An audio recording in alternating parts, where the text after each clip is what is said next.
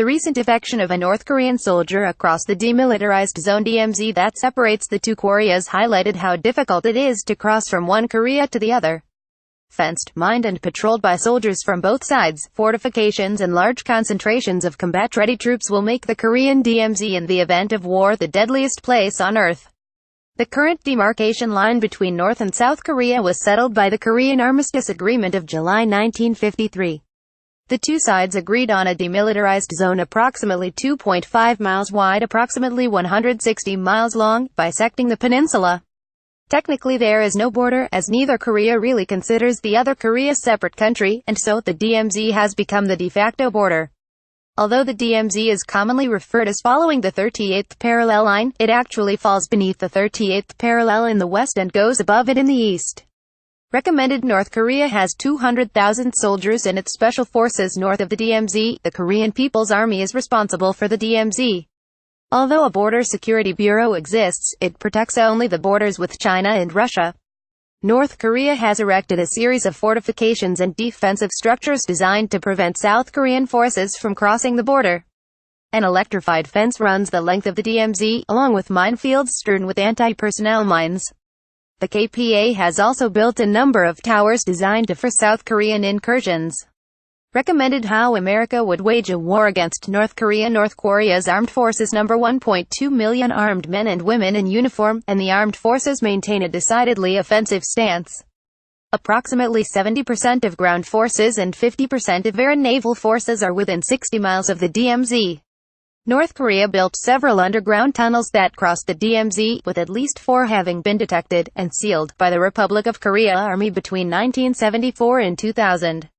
Starting in the early 2000s, Pyongyang reportedly began building a network of at least 800 bunkers near the border, each capable of sheltering 1,500 to 2,000 KPA light infantry troops to act as protective marshalling points before the troops spearhead a cross-border assault.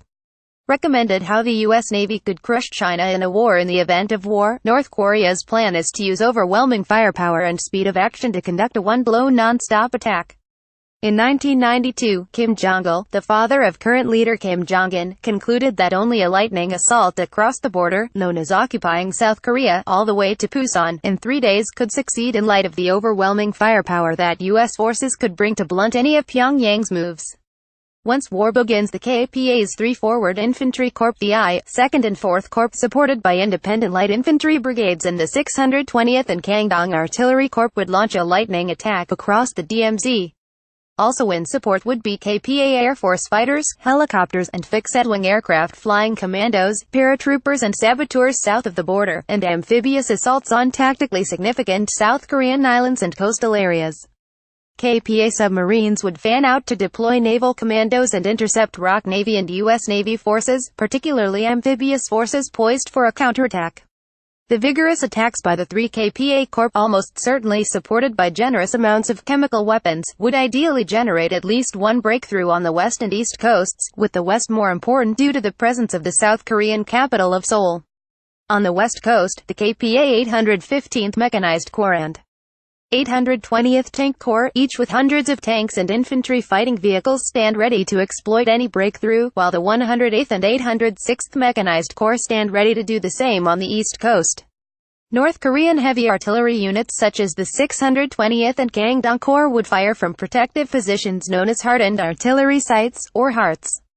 Dug into mountainsides and frequently protected with concrete casements, hearts are designed to provide an elevated perch from which heavy artillery can fire their guns south in support of an invasion, or to conduct terror attacks on Seoul. The sites allow North Korean artillery to launch their deadly artillery strikes and then retreat into the bowels of a mountain, hillside, or rough terrain to hide from U.S. and South Korean aircraft, artillery and missiles. Many heart sites have already been identified, but undoubtedly some will remain undetected. Their ability to target civilians makes them a #1 priority in wartime. Pages.